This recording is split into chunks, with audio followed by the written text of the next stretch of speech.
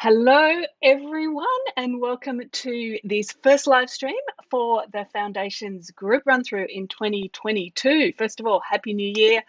So amazing to be doing this. If you haven't already, please say hello in the chat and let us know where you're tuning in from.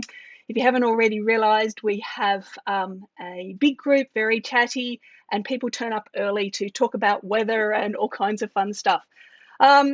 So yeah, wow, love doing these live streams. Special welcome if this is your first Sketching Now course and your first live stream. So special welcome to you, and also a big hug to all my friends that we have been on many courses and live streams in the past. Yes, and good. I always get happy when I get a message that you can hear and see me. Yes, so welcome everyone. What we're going to be doing is going through lesson 1, and I'm going to be answering questions, and as always Chantal is here in the chat to help out. And yes, I've had my hair cut. So I was just saying to Chantal before, I actually took some screenshots from a Foundations lesson and took it to my hairdresser. I said, right, that's it, back to Foundations haircut, just special occasion for summer. What are we doing? Don't get distracted already. Welcome again. So a couple of housekeeping. If you have a question, can you please write questions in caps at the start, and add a little bit of context, as there's a little bit of delay between when I say something and when you hear me say that. If you've got kind of a completely random sketching question that's not related to what I'm doing at the moment, if you can please leave them to the end, so I can answer that. And the chat is going to go crazy. Okay, so first live stream, welcome. Okay. Let's just get to overhead. Okay, so if you have to go at any time, the replay will be available in the classroom, and I will be linking, sending an email out for lesson 2 later today, so there'll be links to that. This is basically what we're going to be doing. Okay, I know it's going to be a bit crazy this morning. So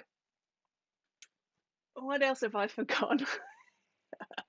Okay, so I'm not going to answer any more questions about the haircut, but thank you for all your kind comments. I will go back and read the replay later. Okay, so what we're going to be doing before we start, I'm going to just give you a little bit of a pep talk. I'm just going to share a couple of important things before we start getting into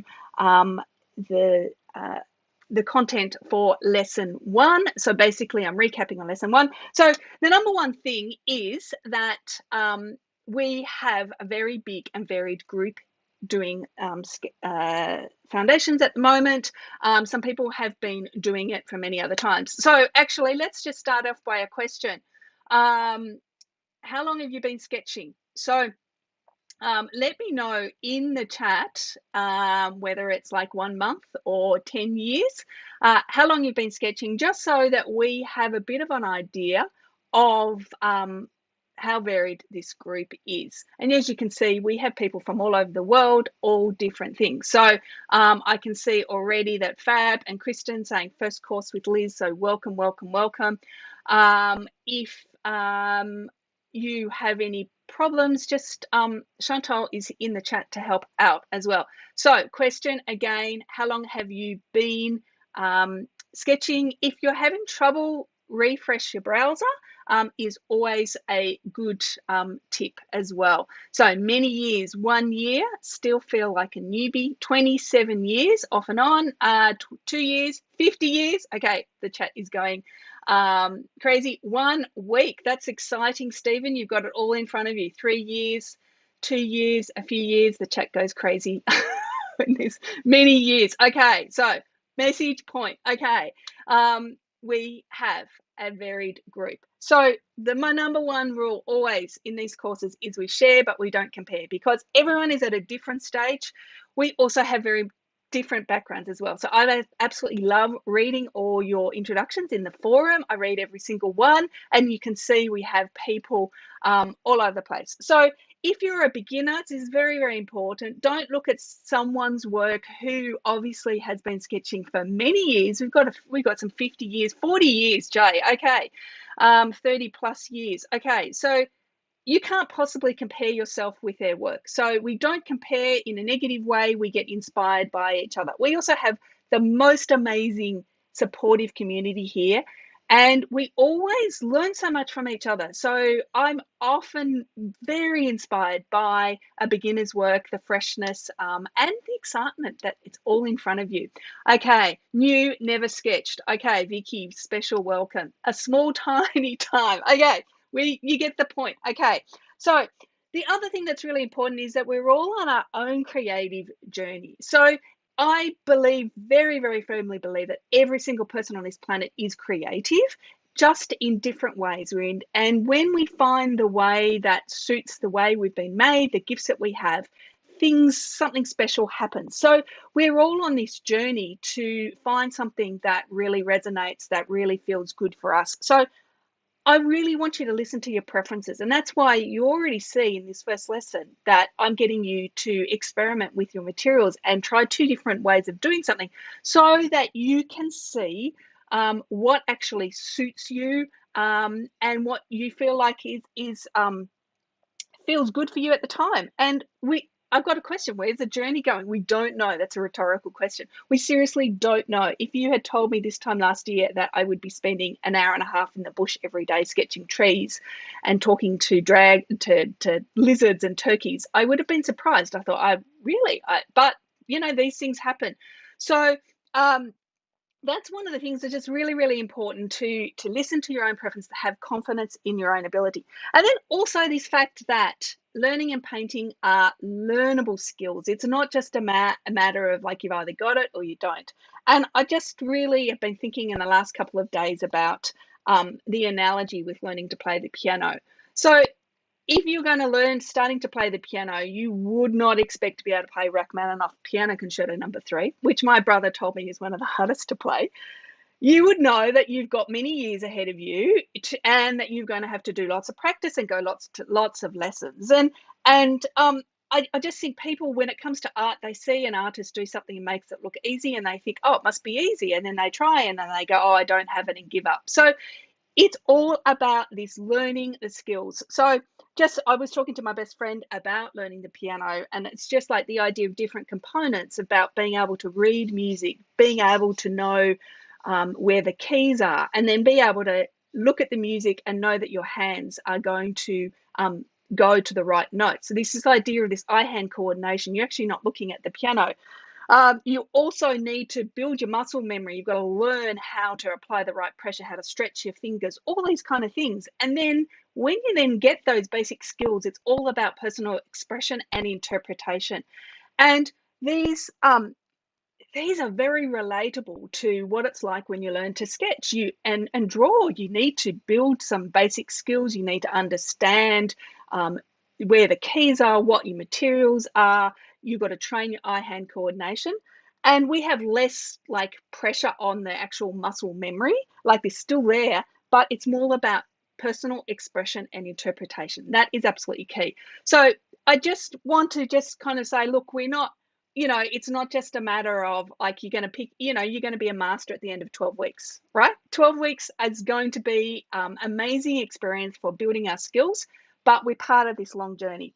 And the question is, who practices the piano the most? The people that can play the highest, the most difficult pieces. So once again, it's that kind of those analogies to different creative outlets that really is important. I can see Suzanne is saying, I'm a singer. I always tell people that they can learn to sing when they feel like they cannot.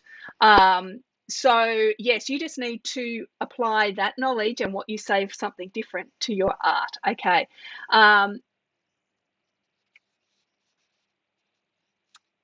There's a lot of really fun stuff. Okay. So, but anyway, I just think it's really important just to start out before we start getting straight into watercolor or all the rest. And then the other thing is really to start talking about a little bit about frustration and the inner critic. I think we will actually start, we'll put a forum post, create a forum post about this topic so that we can all share different ways. Oh, Tina must be in the house. Okay. Hi, Tina. I look up. There's a lot of activity at the moment. Okay. So, number one thing is don't put so much pressure on yourself. Okay. Mistakes are an essential part of learning, and don't be afraid to make them. Don't be afraid to own them and deal with them. And also, I have what I call a long-term approach to accuracy, which is I want to get better, and I'm very committed to getting better all the time and developing my work. But in the moment when I'm doing the individual sketch, I do it, I enjoy it, and then afterwards I assess and move forward. So that's one of the things. Also, the inner critic, every time you have a conversation, every time you start drawing, you have a conversation happening in your head. There's a lot of people that say you have to silence the inner critic. I actually think that that's very difficult. And I actually have over the years learnt to become friends with my inner critic and to use my inner critic to guide me. So my inner critic will tell me when something's wrong. Sometimes I don't want to listen to my inner critic, and I actually sometimes challenge it and tell, and ask if your inner critic is saying, oh, well, that's wrong, ask the inner critic to tell you how to fix it. Actually start a conversation, a positive, constructive conversation about that. But the reality is the inner critic, I don't think the inner critic ever goes away. It's just as your work develops, you become more, your standards become higher. So the critic is always there to spur you on. Just make sure that you're not saying really destructive things to yourself about you're hopeless and you can't ever learn. You can learn. We're just going to take it time.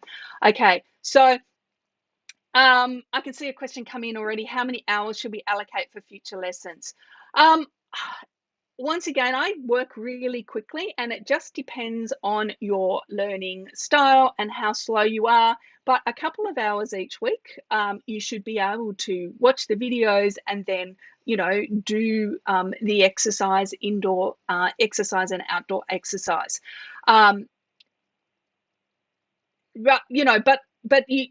some people need more time. They like to do it carefully. Other people want to keep moving on. So everyone has slightly different learning styles. Carol, hi Carol, also nice to see you all again. Use the inner critic to assess and edit rather than criticize yourself. Yes, and I think it's just don't put pressure on yourself. Okay, so I verbalize.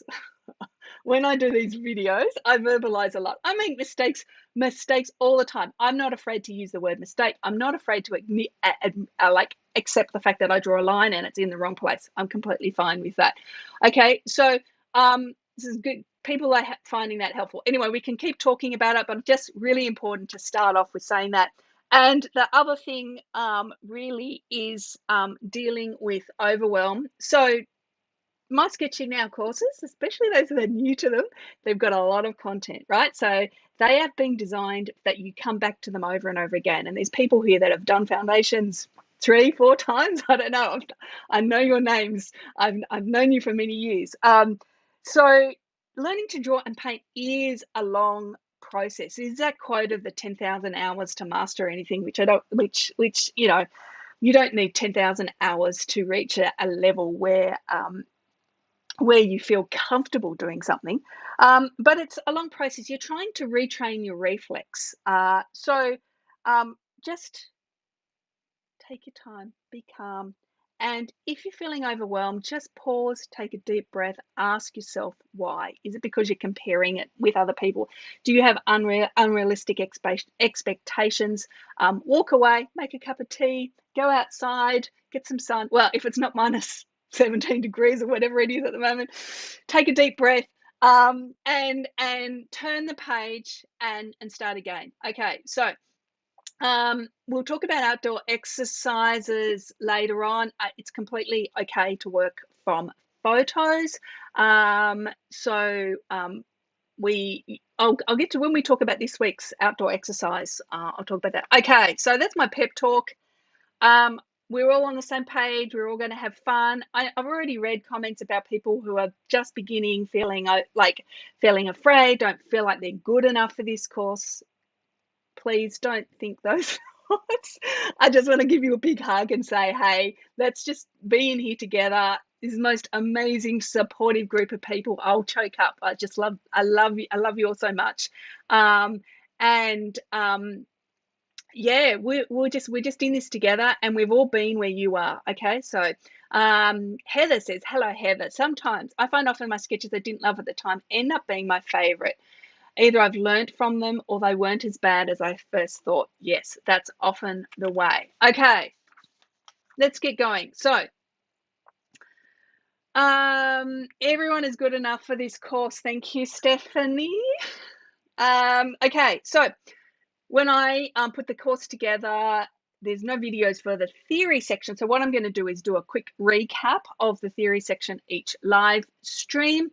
There's lots of people, second time, third time, we're always learning. Okay, good.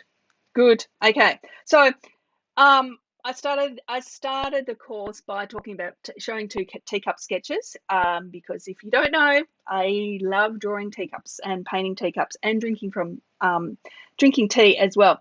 So my goal, just so you understand, my goal is to be able to paint and sketch instinctively, to see something and respond immediately. And so that actually takes more practice in a way to be spontaneous and to achieve the results you want. So if you go slow and you work as like a process, that actually can be much easier than being able to do something very spontaneously.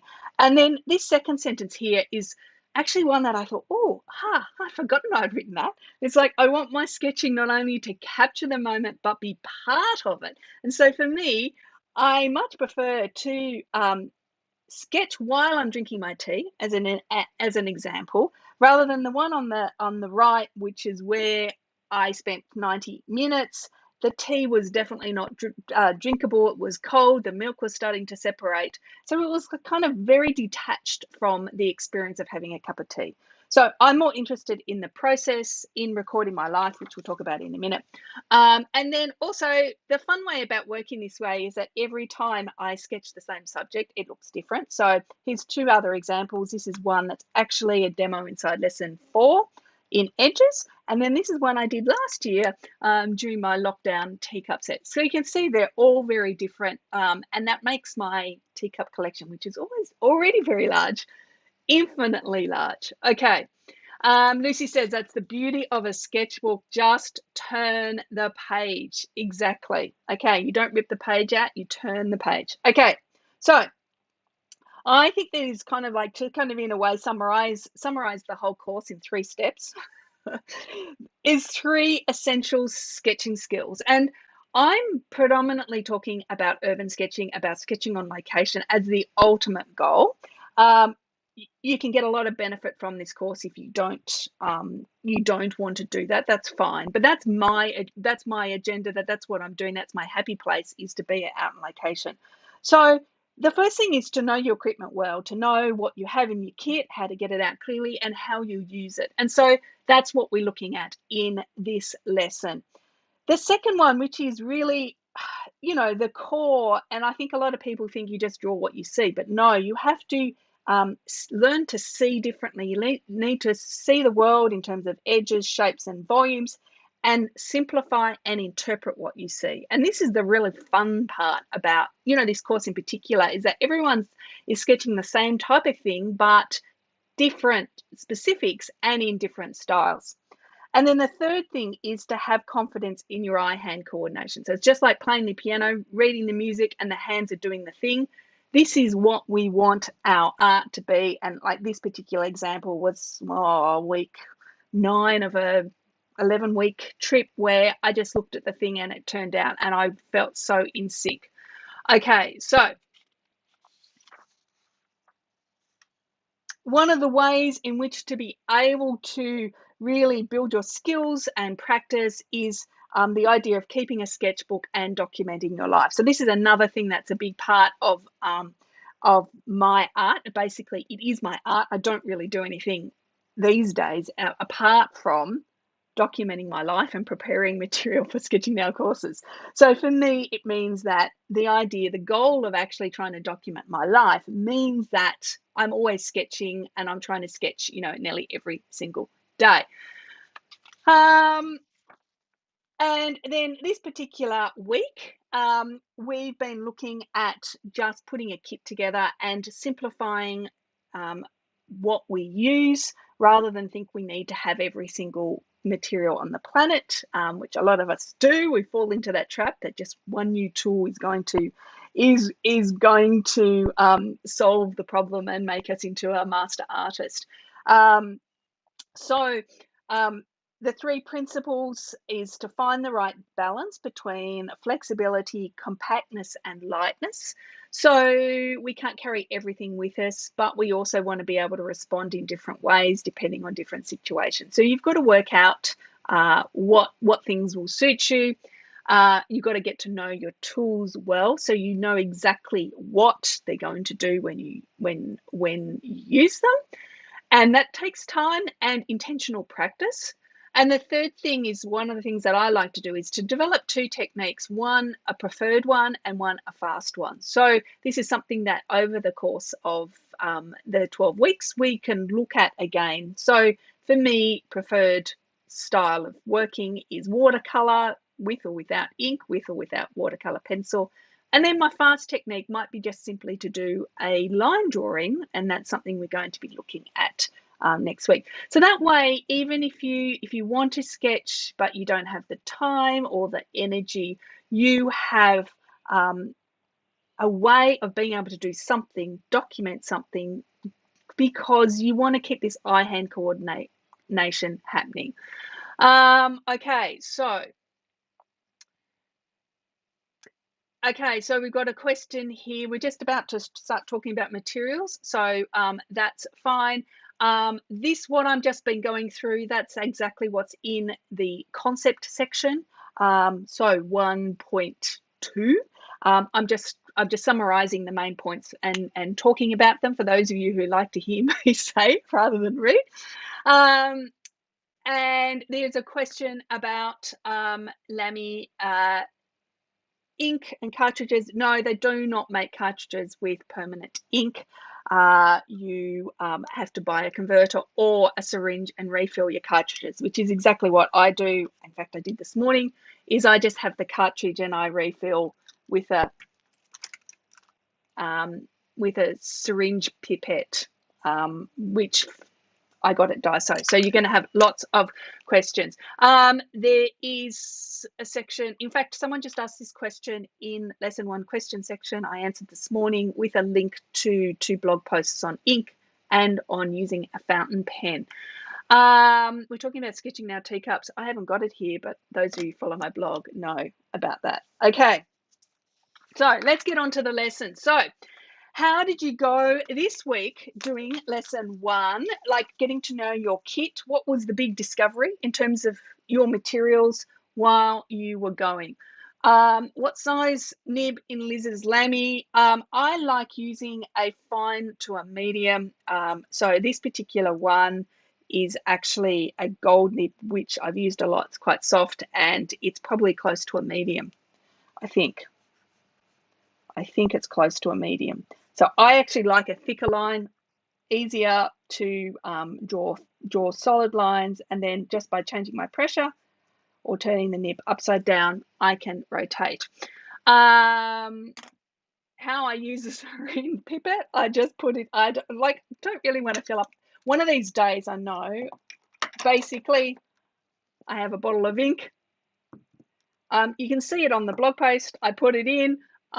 This has probably still got ink in it. I just pull it up, and then I get the cartridge, and I won't open this because it's full, and then I just squeeze it into the cartridge. But you can see that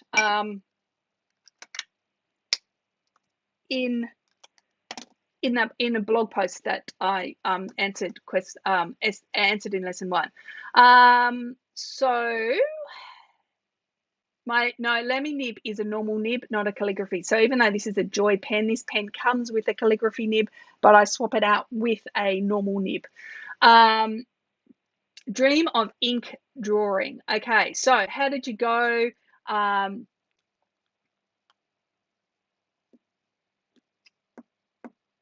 did you go with that? Okay, question. I talked about being able to reach in your tool and sketchbook, to reach into and get your tools and your sketchbook out fast. If you're on the move and all you can do is draw, how do you manage the painting? Well, that's one of the things that you get to with over time. So there is actually a video of me getting my supplies out when I'm I'm with Simi from Rosemary Brushes, actually in Yorkshire, where I actually get the kit out and I do it all standing up. But sometimes when you're busy, you don't you don't necessarily get your paint out. But like a lot of things, you can experiment. You can get down, have a small kit, hold it in your hand, or clip it onto your book. There's a lot of different ways that you can actually learn to use your paint in a very quick way standing up. Trying watercolor pencils for the first time.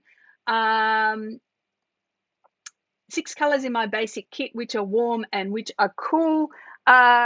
We can talk about that.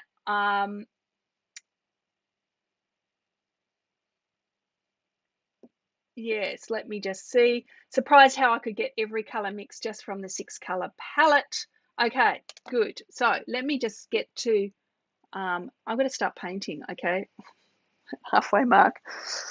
I do try, and my goal is to keep these within an hour, but sometimes they go over. Okay. Yes. Okay. Chantal, I didn't expect that. But look, anything that I'm saying links, they will be in the replay in the classroom. Okay. So a number of you have seen on my blog this ridiculous sketchbook. Okay. I can actually just fit it in. This is a old style Stillman and Burn Alpha, which is no longer available. Sorry about that. And I did this mixing chart that is quite big. You can see the size of my palette here. So you can see how much bigger it is. I've got a couple of questions about this, which I will do.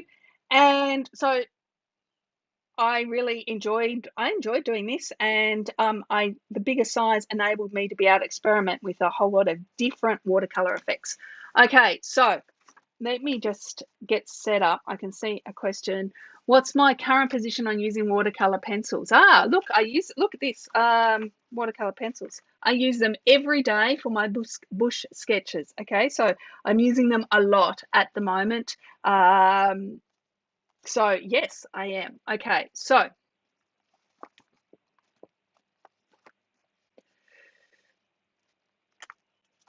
I will be doing a demo with the pencils coming up. So let me get myself sorted so you can see what I'm doing on the screen. Okay, so this is zoomed out a bit.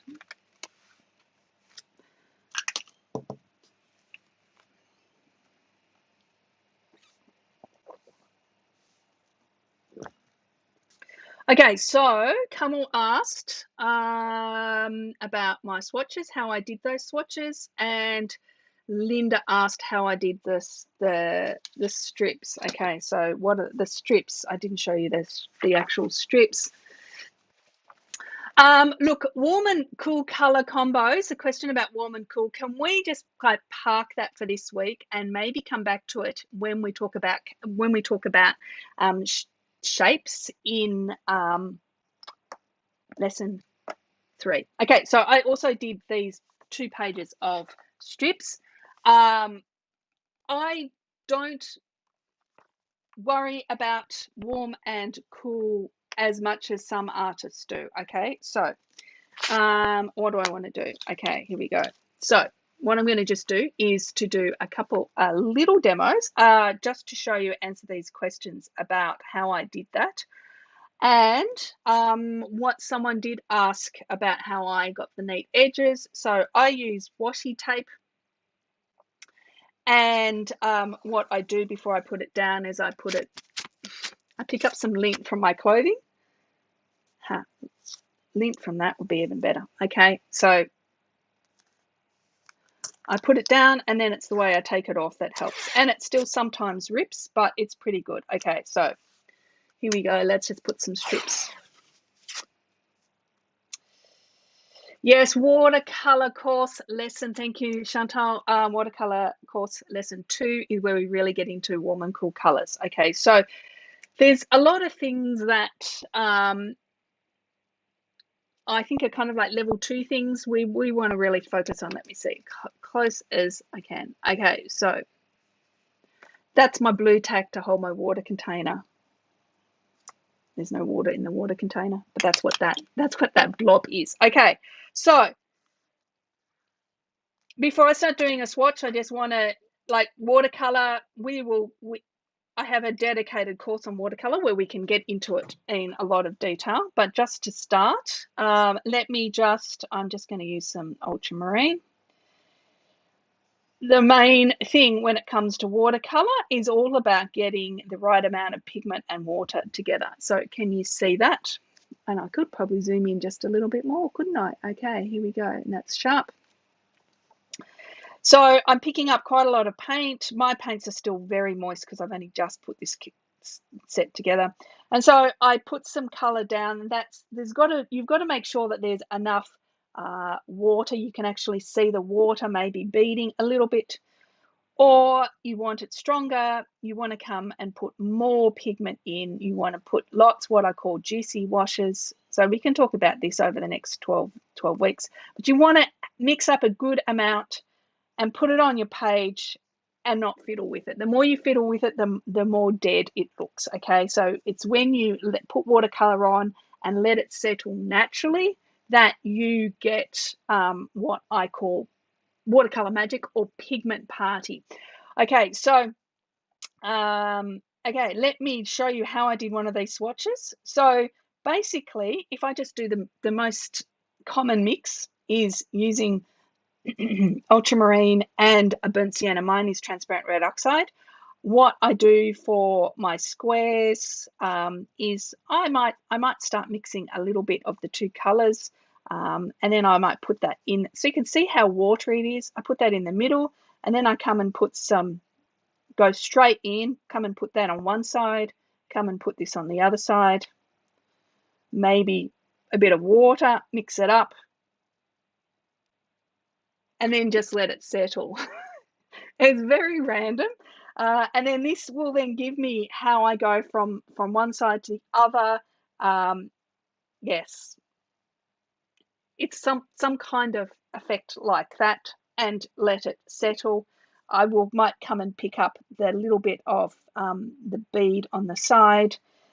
And sometimes I am actually dropping in a little bit of water, a big bit of water, just to see whether it creates those cauliflower background ideas.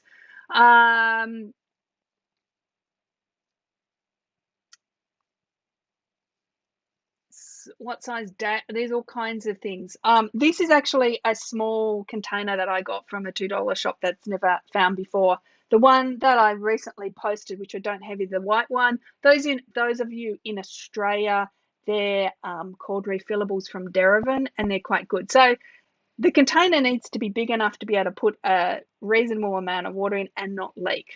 Okay, so you need a bit of water. So this has got a big blob of water here, which I would take possibly hours to pick up to dry.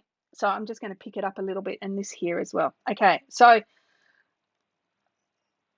then when I was doing the strips, what I'm doing is actually trying to get to know how to mix and how to get the right the right ratio. So in this one, I'm going to mix these two colors together. So same two colors. I'm going to put a bit of blue, and I'm just basically adjusting that mix as I would put them next to each other, because that then relates to how I actually mix in real life. And then if I want to add a third color, this is when I think the mixing strips is really good, because what I'm trying to do, like color charts are fine, but you've got to be able to remember how you mixed it. And so that's one of the things, is that when I do a color chart, I just don't want to do a one-off color chart that I then look at and go, oh, how did I get that? I actually want to know, how much of each color that I need for each mix. So I know that the transparent red oxide is much stronger. So if I put a little bit of that in, it will take over. I need much more blue to then get it back. So I'm just constantly adjusting, maybe adding a bit more water, seeing what happens when I adjust the water content.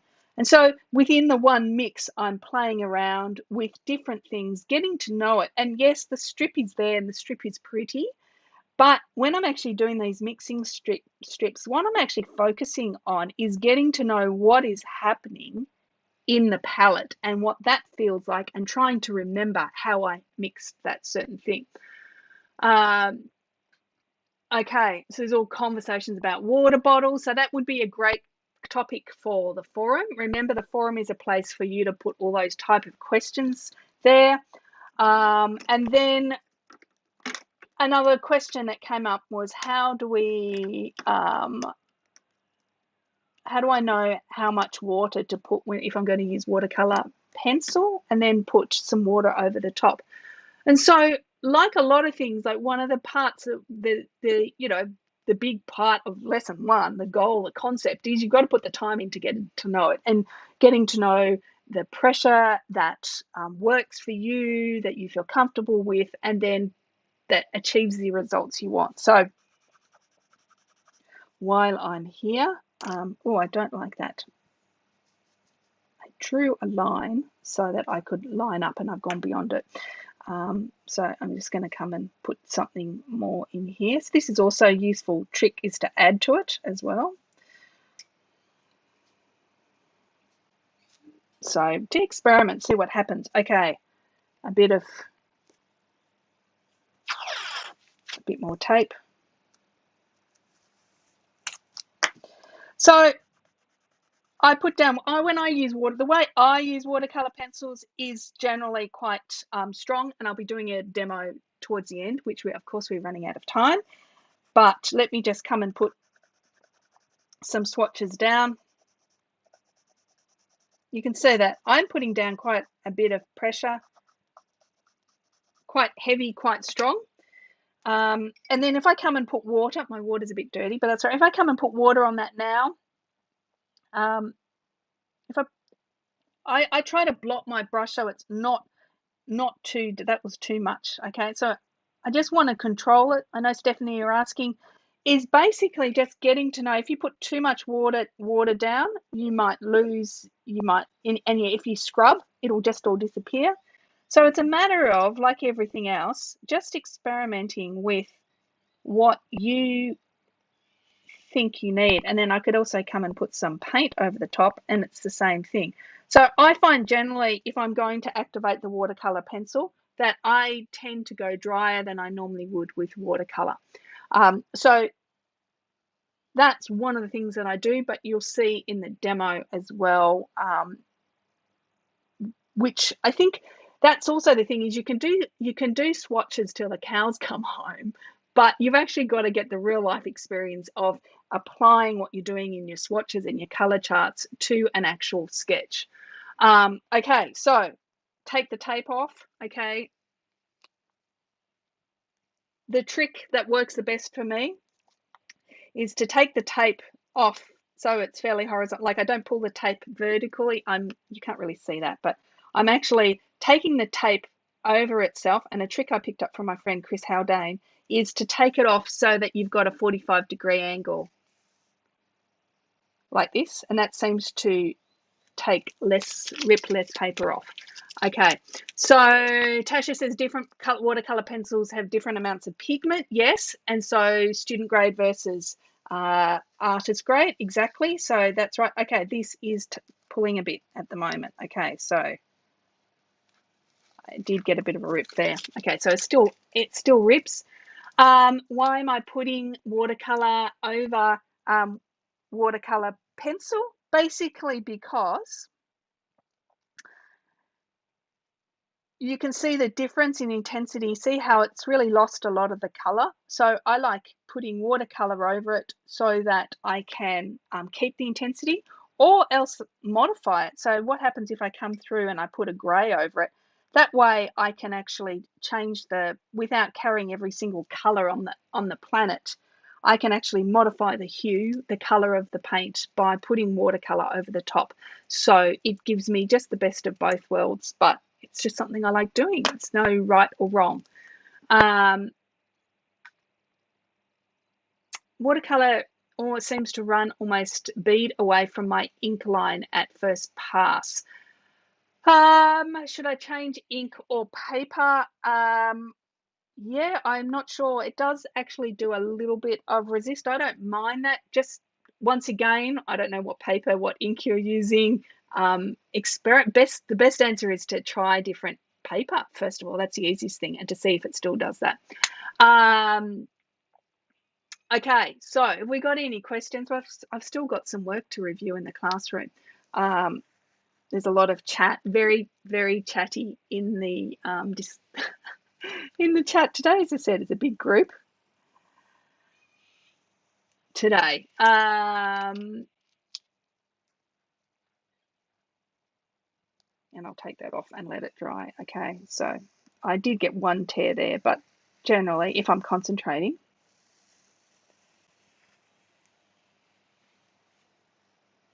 voila. Okay. Okay, so let me take that out of the way.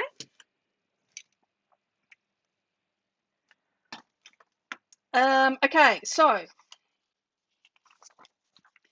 I'm not actually going to comment on your work in further indoor exercise. I've been looking through, reading them, loving seeing all your experiments, but I do want to just get straight on to the exercise, which is to basically draw some objects on a table, something simple, and use one or two different techniques, pencil versus pen, not worry about adding a lot of color, so only use one color. And the kind of sketching on location element was to go outside if you can, or to be around a different, like a noisy environment, so that you've got some distraction. Because it's one of the other skills that we have to learn, is the idea that when you go out on location, you don't have the focus. You have to get used to all of the distractions. Okay, so I've just what I normally do in these is I pick out a few examples from the classroom that I think are a good example. Sometimes review them. Today I'm just going to share some ideas that I've picked up in the classroom, and just to talk about some different ways of tackling them. So there's a question here, Arlene, which was asking about dark and light and shadow when the light is weak. Stay tuned to lesson 3 for that, okay? And then we can decide. Okay, so here we go. So remember, we share, we don't compare, we get inspired by each other. Just some really fun examples. I really like seeing the combination of the two exercises, one where using one color and pencil versus ink and then a little bit of spot color. So this is a tea theme. It just happened to be on the top. This is the pot. And you can see how using a little bit of spot color can actually make a sketch really fun. And I love reading all your comments about what you've found easy and different. And you can see here, once again, so that idea of interpretation, that these two different ways of working are two different ways of interpreting the scene. And I, really encourage you to actually write how you like your experiences, and to do that in as positive a way as you can. So once again, remember, share, compare. We have a huge range of experience in the course, and you can see how different approaches are, and there's plenty of wonky ellipses as well in the work, which I will be coming back to in a minute. What I think is super interesting, as I was looking through the classroom, is this idea of spot color. I think the spot color idea, it's like one I want to actually investigate more. But I think the examples when you see one or two parts, a number of elements in the one sketch, that's the one color. The spot color really works, and I know this is. I'm going to zoom in a little bit. So this is one there, and then one where you've got multiple elements of the same color. This one, which I think has brought a smile to many of our faces, of all the wine bottles and the glasses with wine, and taking that color across. So there's a question about, I say I don't like smudging, so why not use HB versus 2B? Well, I think it's mainly got to do with the fact that HB doesn't get as dark as a 2B. But yes, you can adjust that. Plus, if I'm using pencil, I actually want it to be softer. So there's a lot of variations, not just smudging, that comes into play. One of the things we were talking about earlier, we were talking about frustration and techniques for it. Now, I'm not saying that April was frustrated, but there's a lot of fun examples of multiple sketches on the one page, and I'll come to one in a minute as well, which is also a good example. And that's one of the things, is like, rather than stress about one particular element, have another go, do another one. We can see a range of different styles on the one page. Makes it an interesting page. You learn a lot, and you don't stress about just one sketch. So a lot of the time I set exercises with multiple multiple exercises, homework. Here's another one. So once again, we've got this combination between spot color and the one color, the monotone sketch. And then something really interesting is happening here, where you've got a number of overlays, a number of different colors. So you can see how this very simple exercise can actually lead to some really interesting pages. And that's one of the wonderful things about the Sketching Now community, is how many ideas that you get from other people. And yep, look, we have lots of beginners here, and I'm cheering you on so much, and I'm so happy that you're here. And we are going to be going through more instruction coming up next week. So Frank says this was a scary assignment, but I think you've done well. Both these pages are so delightful, crisp and clear, and the use of the color. And every time we do a sketch, always try to look for what it is on the page that you like, and don't overstress. Oh, my circles are wonky. This wasn't quite right. This wasn't right. When you finish the sketch, try and think of the bits that you like and let them stay in your head. And yes, I mean, these are fantastic. Well done, Frank, indeed. Okay. And just a reminder, please put questions in caps so that it's easier for us, especially when we've got a big group and chatty. And yes, I will be going over maybe 10 minutes. Okay, see, look at all these people cheering you on. Okay, this is the community. Okay, so Sebastian, sorry, down the side. This is another example where Sebastian's struggling to get the ellipses right in his garlic container. But this is a really, really cool page, okay? So this is where, rather than go, oh, I can't do it, and start scribbling and getting frustrated, take a deep breath, step back, turn the page. And now we can actually come back, okay? So I really will be talking about ellipses and circles more in lesson 4, but I thought I can't just wait 3 weeks. So I'm just going to do a little bit of a detour just to show you how to draw circles, freehand, rough. Okay, so the first thing, the way that I draw a circle, if I had to draw a pure circle from the top, is draw a square, draw halfway points, and then a diagonal, and then this would be a diagonal on all sides, and then halve that diagonal line and halve it again, and then I can't even remember, I think it's just past the circle will actually go just past that 3/4 line. Okay, so it's about the 3/4 line. It's just roughly there. Okay, you can see my circle is not perfect. It's very flat.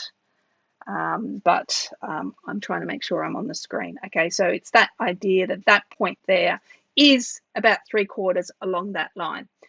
And then whenever you view a circle not straight on, it's what's called an ellipse. And most people draw their ellipses like this pointy thing, like an eye shape. But what really it is, it's like you sat on the circle. So if we just do the same thing and we do the box,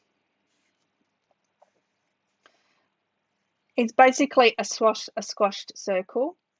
So it's exactly the same thing. So think when you're drawing ellipses, think squashed circle, and it then just gets squashed, like flatter and flatter and flatter.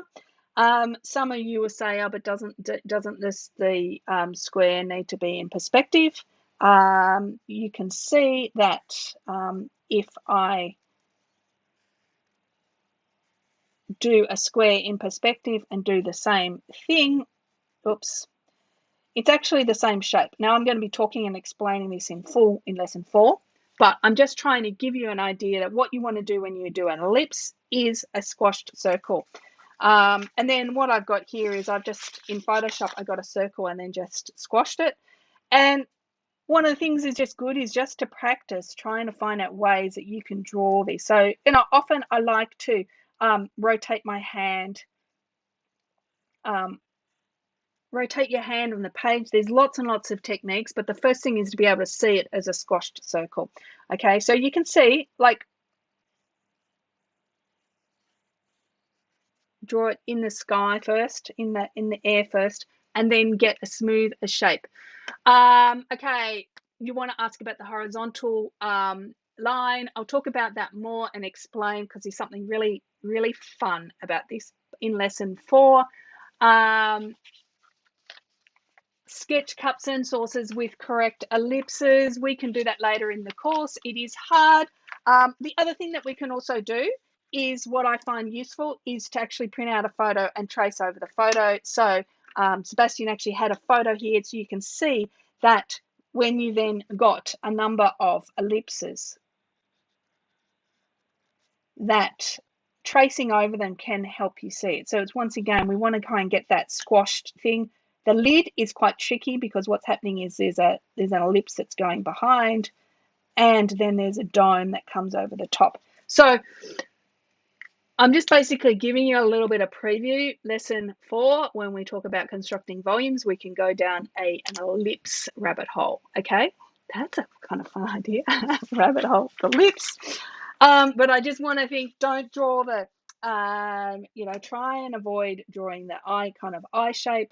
Just think squashed circles and practice drawing them. Is the ultimate goal. Yes, possibly the ultimate goal in one confident stroke, but I think that you doesn't need to be one confident stroke. So you can see when I was tracing these, as I was tracing these, I was finding, actually maybe actually doing it in segments. When I paint, I definitely don't do it in one thing. I paint in different sections. So that's something we can come back to. So mean, isn't it? I'm teasing stuff and not answering it properly. Okay, a last few things. The hour's almost up and I haven't done my demo yet, but my demo is going to be quick. Just a few more about sketching out on location, feeling very self-conscious and rushed and kind of like too much adrenaline rushing. That will happen, and that's one of the things that you're trying to do, is to build up that your degree of being comfortable on location, and it takes time. It doesn't happen overnight, and the only way to get over it is to keep going. But once again, look, wonky circles are a part of my life. I just live with them. Okay, the main thing is, like, if you're not sure about the line, leave that single line there and just have another go. You see, in the overall scheme of things, that line is, we don't even notice it. Okay, Here's another one. I just wanted to put this in. TJ was just talking about how she took her sketchbook around a family gathering, brunch with my grandfather, and how rather than it being a distraction, it actually fit quite nicely in with the conversations. And that's one of the things too, is not to be afraid of sketching around other people and gauging whether they're like, most of the time they're really interested. I tell my friends that the conversation is encoded into the work, and I also like to ask them, tell me all about such and such. And Heather, I'm thinking of you now when I did it after a workshop where I asked you to explain your job so I could do a sketch. So there's one of the techniques too, is I say something, oh, tell me all about your trip, or tell me all about your latest project, and get them to go into this big long monologue, and then you can start sketching, and you can just like, you're listening while you're drawing, but it comes up. And then just finally, two more other ideas of beautiful work. So this is obviously starting with one color, but has a little bit of some other color in it. Very strong, using blue shadows, how effective it will be. And the last one, once again, there's some wow work in the classroom. There's always wow work in the classroom. If you're a beginner, just learn to appreciate it, get it inspired, and don't go, oh, I could never do that, because you don't know. You just got to put the time in, and we are going through this process together. So Heather, I always think of you when I tell that story. Okay, so now questions. Okay, when sketching on location, how do you judge the dimensions? We will be doing that later in the course. So what I'm just going to quickly do now.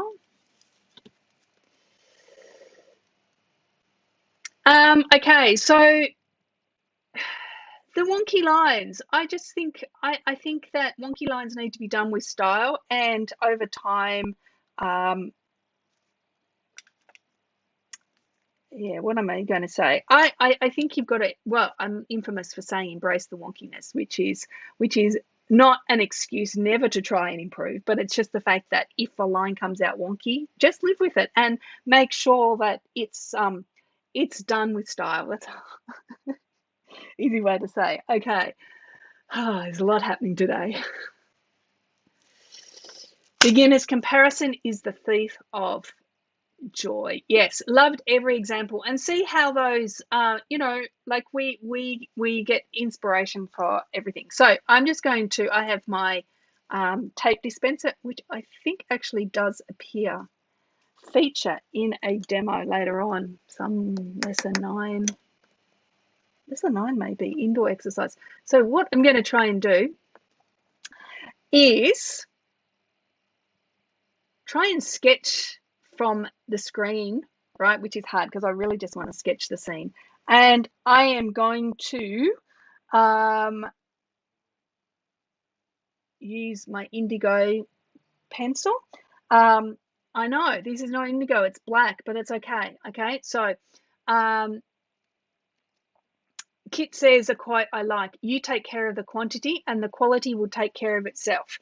Yes, I agree with that, but I would always also say that like practice without intention, without some instruction, doesn't necessarily get you as far as when you actually have intentional practice as well. So that's one of the things. But yes, pure quantity, the only way to get to quality is to put the quantity in. Absolutely.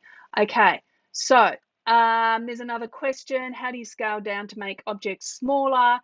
Trouble making it to scale. Once again, these are great questions, things we're going to be looking at in the course. Okay, so, oh, that's right, I've got to look up here. So what I'm going to do, it's not so obvious for you, but for me, from where my angle, so this side and this side here is slightly darker than the top side. So I'm actually going to be drawing this part as if this is in shadow. These sides are in shadow, and leave this as light. And seriously, I'm not in a calm mood to sketch. And this is very strange to be, oh, this is very weird to be drawing there. Okay, so it's very, very, very hard. Okay, so here we go. The internal dialogue starting already. I'm right, and I'm already going, okay, so I'm using watercolor pencil. Let's just, because it's watercolor pencil, I want to look at that, but I'm not allowed to. So let's just go, okay, so I'm coming through there. So what I'm just kind of trying to do is, because it's light, I can come and, look, I've got an ellipse and I wasn't even thinking about it. Then that comes up there somewhere here, and across to here. And it's so difficult for me not to look at this. I know that it's there and I want to draw. Okay, so we can see, okay, so even though this seemed like a really simple object, actually getting all of the parts together requires, you actually be able to get to get the tape in. So the very first go, I sketch something, and I can't help it. I keep looking at this. I'm actually like getting to know the object. Okay, so what I'm going to do, let's shadow this here. Is it on the screen? And then you go, okay, as we're sketching, we go, oh, wow, how am I going to shade this? How am I going to apply color? This is, learning to sketch and paint is like, it's a long process. There's a lot of different aspects. Okay, so I'm going to come through here. That looks very flat. Okay, this here is dark.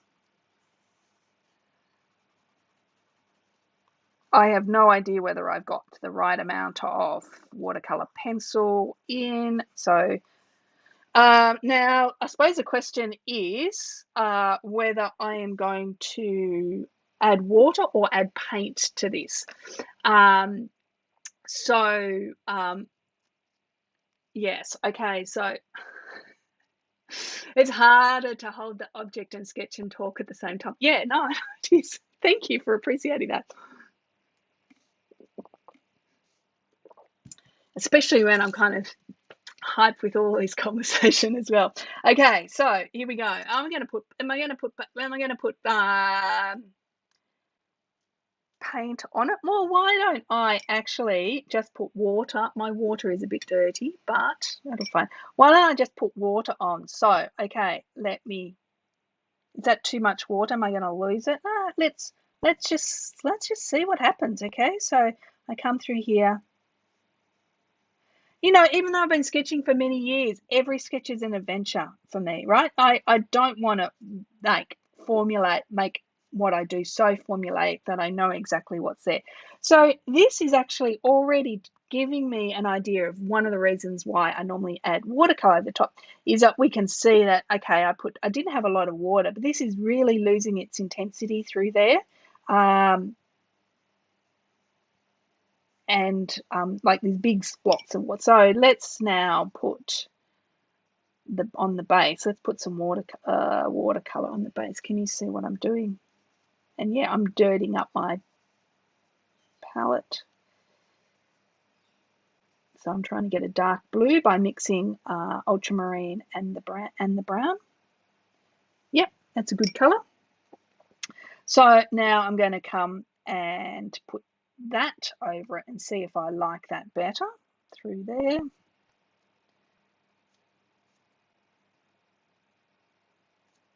And yeah, I'm not using my dagger brush.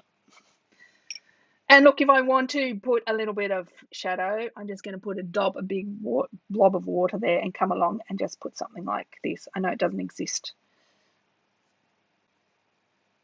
Okay, and even though this is black and, there's a soft edge, there's all these kind of complexities about this object. And this is the thing, when you're starting to sketch, you just want to keep it simple. There's a lot to learn. I'll leave that. These curved knot edges, okay, that's another question. That's what we call a soft edge, something that we deal with in detail in the watercolor course, actually, and the edges course as well. Okay, so, but you don't always have to draw everything completely realistic. Like sometimes having it chunky and simple is better than overworking it. Okay, So let me do another version. And then, have we got any other questions while I'm doing this? Do I do something different? Let's just do a different version. Well, that's going to be tricky, isn't it? And I cannot be tempted, and I don't have to hold it. It's quite heavy, actually. Okay, here we go. This one's going to be in pen. Ooh. Okay, so let me know if you've got any general questions while I'm doing this. And I know, Heather, you asked something in the forum post. So, okay, so this is like, oh, this is really tricky. And this is what we're going to be looking at next week. So this first week is all about just experimenting, getting to know what we like doing and not like doing. I cannot really see because I've got all these icons on my screen. I can't see what's happening there. I cannot really see. Okay, so this is a bit of a preview of what we're going to be looking at in lesson 2.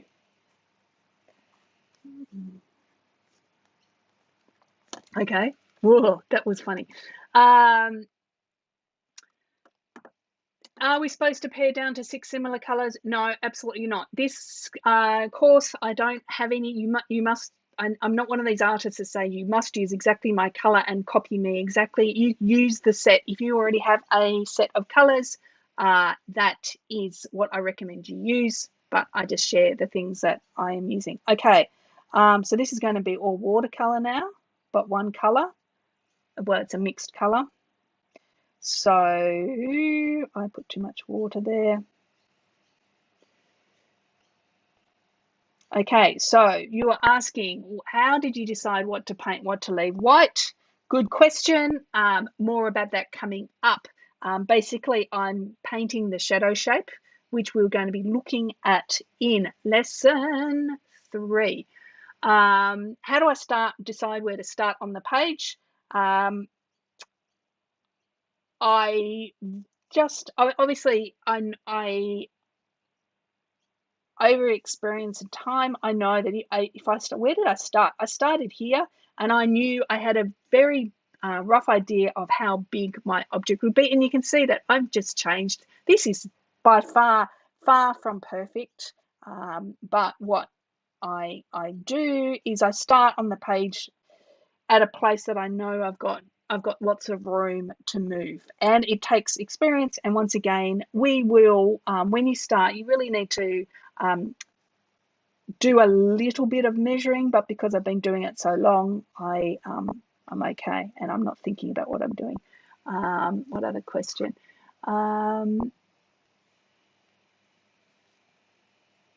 Yeah, everything running off the page is a very common thing.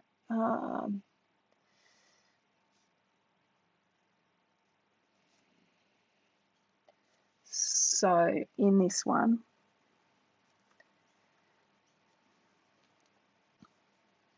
okay, so any other questions? Well, I'm going to wrap this up very shortly. I've got some important housekeeping things. It is a tough view, yeah, I know. Okay, but can you see? And it's very tough for me to do this when I'm looking at that there. This side is darker.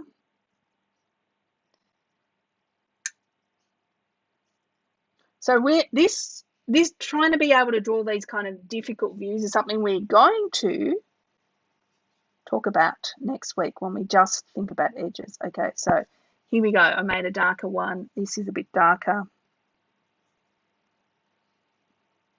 through there. And I think I might leave those other side. No, let's put this a little bit lighter. Okay, so completely not focused on what I'm doing at the moment. I'm getting the black with TRO and ultramarine. Yes, a lot of black. So I'm putting a lot of color. Can you see how much I'm mixing? Is that in the screen?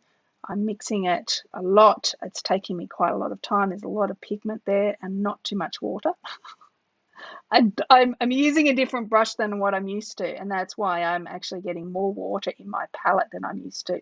So that is going to be is black. Someone asked about how to mix black earlier.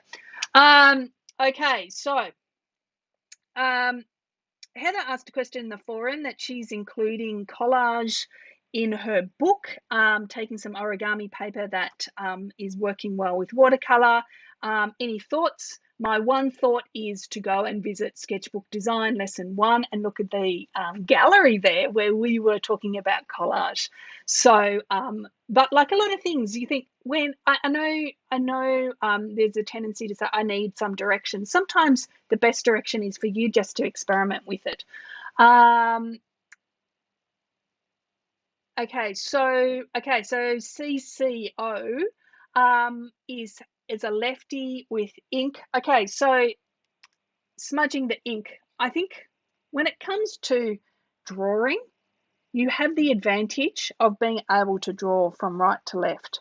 So when we're writing, Western languages, we write from this, and you actually have to have a pen grip in such a way that your hand is not over your work.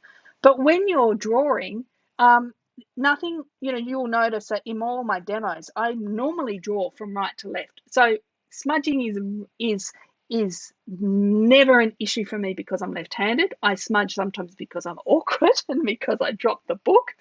Okay, so the black recipe is transparent red oxide. Look at this writing, it's terrible. I need to rotate the book so I can write neatly.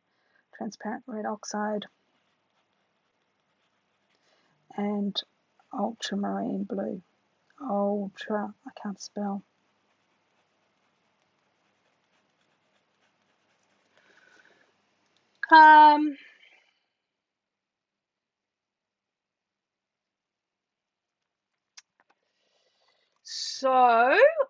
Okay, it looks a little blacker than using burnt sienna. You just got to put more, you just got to put a lot of pigment in, and it can do it. Look at it's actually separating. It's doing a lot of beautiful stuff.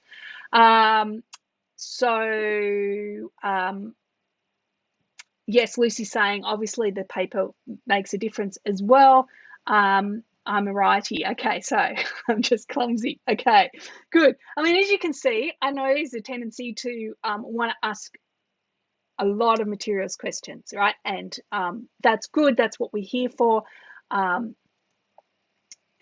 the forum is a great place for you to ask those type of questions because you get the benefit of all of the group, all of their experience, their different papers, their different preferences as well. So if you have materials questions, please feel free to start new forum posts. That's what it's there for. Okay, so yes, well, I've gone a little bit over the hour, not too bad, and done a quick little demo. So the idea, you can see as I was just doing these two that they were very different. For me, being able to use the pencil gave me a bit of a chance there. I'm kind of feeling where the edge is. I then went to a very difficult view with ink. So that was probably, I should have done the reverse.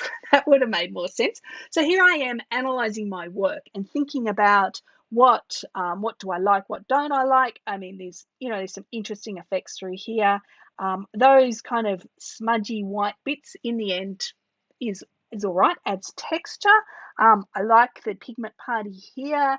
I want to have another go at that view because I know that I made this front bit a little bit too big, and when I do it, I'll be able to actually sketch the thing in front of me rather than sketching from a screen, which kind of threw my head a little bit. So these are the kind of conversations I always have in my head. They're not, is this the inner critic working? If it is, it's the inner critic being very helpful for me, trying to say, okay, this is what I've learned, this is what I'm going to go forward. And I know, look, I've covered a lot of ground as always. And for those of you who are beginners, next week is really when we're going to be really focusing in on how to see the world as edges. And this is the most important lesson. This first week is all about flushing out all those materials questions, as many as we can get in the first week, and kind of have a bit of fun. So next week we're going to be doing that. So just two things before you move on to lesson 2. Please share your takeaways in the classroom. Really, really important. And also, when you do the lesson 2 exercises, both the indoor and the outdoor, please post your a photo of what you were sketching in the classroom as well. And if you've got any questions, if you're trying to sketch and you just don't know how to draw a certain thing, that's what the question section is. I'm very happy that you put, I didn't know what to do with this part of my object, and depending on how many questions, whatever, I often choose some of those to talk about in the live stream. 2 other housekeeping things that Chantal asked me to do is to if you get an email with a comment to someone in your work, don't reply to the email. That just comes back to us. So click on the link and go into the classroom. Also, preferred format for uploading is JPEG. There is a forum post with more information, which we'll include in the email today. And the chat is going crazy. Thank you all so much for being here. This first week of a live stream is always like, whoa, so many people. If you have any questions, specific questions, please use the contact list. Chantal's amazing at walking you through, helping you do everything. Look out for the emails. The emails have links to the classroom for all the bits. Thank you all so much for a fun live stream. I'll go back to full screen. Been a lot of fun. I'm seeing people's names I didn't see before. Okay, David and MC and Diane and everyone. Sandy, I saw you earlier. Thank you so much. And once again, thank you for all the newbies and the beginners. Just take it slowly, enjoy the process. You're at the start of this incredible creative journey, and we feel so privileged to be here with you, cheering you on every step of that. When does the chat not go crazy? Well, it's a pretty good group, but first week we're always so many people there. Anyway, practice squish circles. Okay, thank you all. Take care. I know there's a lot of craziness out there. This is our safe spot to come think about art. And I can't wait to see your work in the classroom and see you next week. Okay, see you later. Bye, my friends.